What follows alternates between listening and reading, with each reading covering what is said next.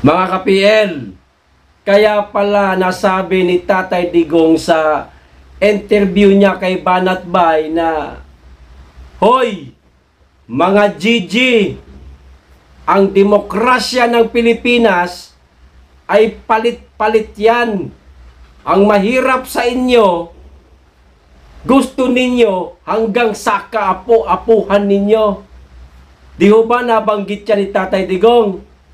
Siguro mga ka-PL, nakarating na po kay Tatay Digong ang text message ni Senator Amy bago pa po ito inilabas ni Maharlika na di umano mga ka-PL si Bongbong Marcos suportado ang People's Initiative at tinawag pa nga ni Senator Amy mismo yung kapatid niya na traidor sa konstitusyon at traidor sa bayan. O ito po ang text message ni Senator Amy mga ka-PL. Basahin ko at ipakita ko na rin sa inyo. Pero bago ko po simulan, makikisuyo muna sa mga hindi pa po nakasubscribe. Baka naman at paki-click na rin ang notification bell para updated po kayo sa lahat ng upload. At huwag nyo pong kalimutan, pa-like naman po sa video. Maraming salamat. Makikisuyo lang po. Niloloko ho nila ang taong bayan.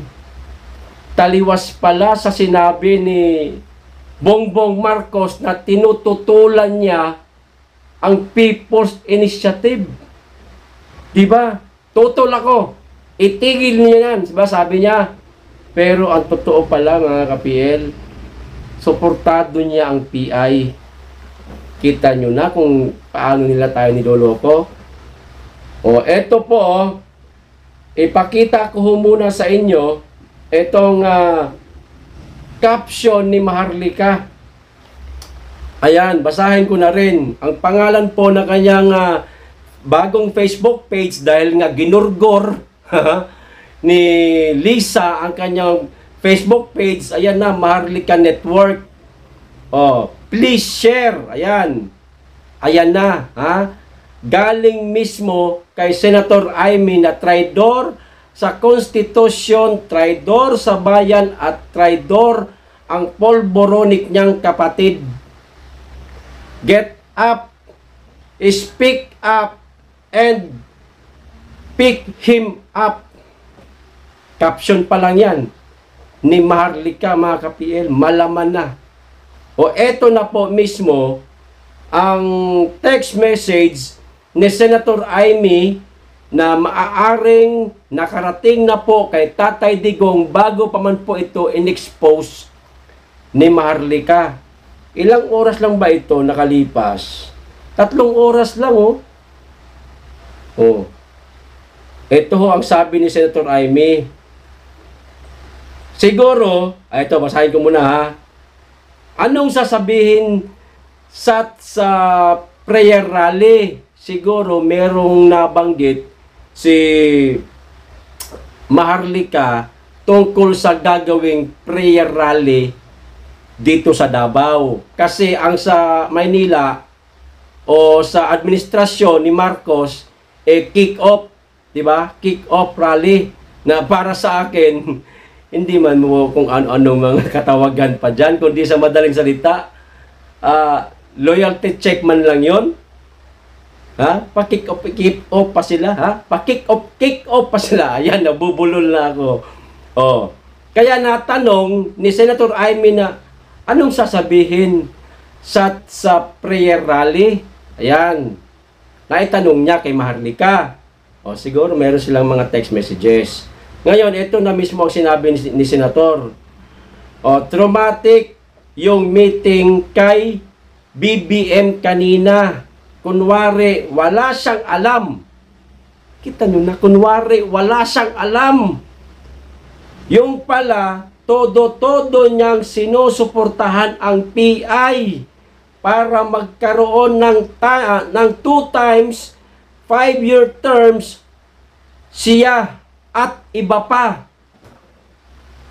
Sa madaling salita, kasinungalingan na naman mga kapil ang sinasabi nila na di umano hindi kasama ang political provision sa pag-amyenda sa 1987 Constitution. Di ba? Pinalalabas ho nila na economic provision lang. E ano itong sinasabi ni Manang Aimee na 2 times 5-year terms siya, yung kapatid niya si Bongbong Marcos at iba pa. Kasama dito yung mga congressman siguro mga ka-PL. Niloloko ho nila tayo. Gising-gising po sa mga natutulog pa. Nabudol na po tayo. Noong nakaraang halalan, magpapabudol pa po ba tayo? Maawa ho kayo sa sarili ninyo at higit sa lahat, para po sa inang bayan. Mamanahin po ito ng mga anak ho natin. Sa ngayon, bago pa man ito nila maipatupad, hadlangan ho natin itong PI. Alang-alang po sa mga maiiwan natin pag nagpantay na po ang paan natin. O ito pa, yung issue ng pagbaliwala sa Senado ay baliwala rin sa kanya. Okay lang. Baliwala din sa kanya eh. Wala siyang pakialam sa batas at payag pala siya kina Martin at sa PI na magpapanatili sa kanya sa posisyon ng 10 taon at mahigit pa. Kaya pala, todo-todo ang suporta niya sa PI ni Martin Romualdez, mga ka-PL. Term extension ho talaga ang unang pakay nila.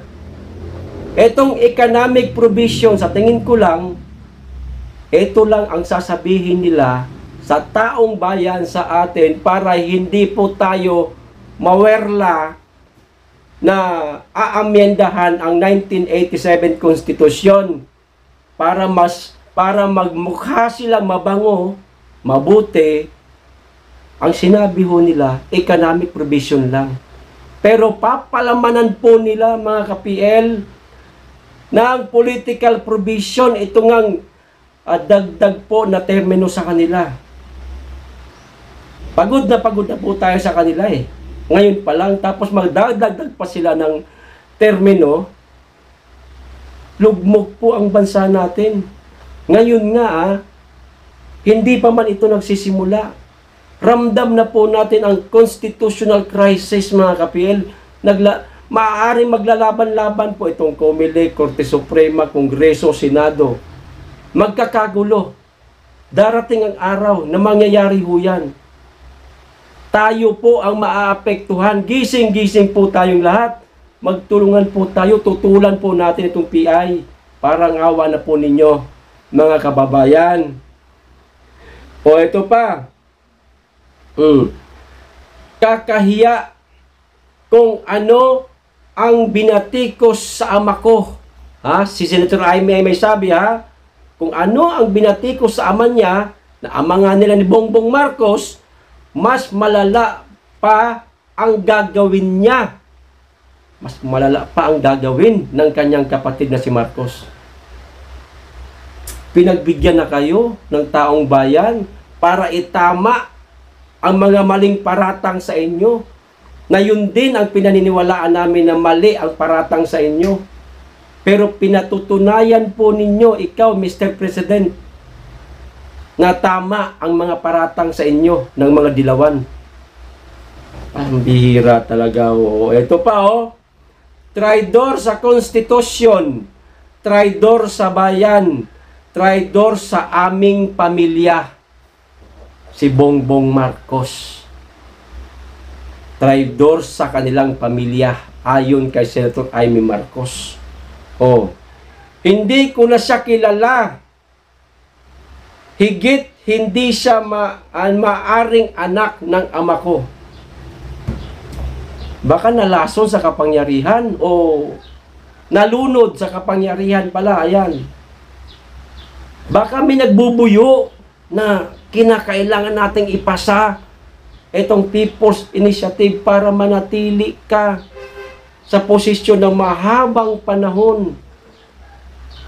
Hindi kaya itong pinsan niya at itong mismong asawa niya na pinaghihinalaan ng taong bayan na umano ito ang may hawak sa leeg ni Bongbong Marcos. Ano sa palagay ninyo mga ka-PL? Magtulungan po tayo. Parang awa na po ninyo mga kababayan. Tulungan po natin si Senator Amy, lahat ng mga tumututol sa PI para hindi po matuloy. Huwag na po nating isipin ang kasalukuyan. Ang paparating po na panahon ang isipin natin. Mga anak po natin ang mahihirapan pag nangyari ho ito. Hanggang dito lang po. Maraming salamat po sa inyo lahat. Mag-iingat po kayong lagi at higit sa lahat, mahalin po natin ang Pilipinas. Be blessed.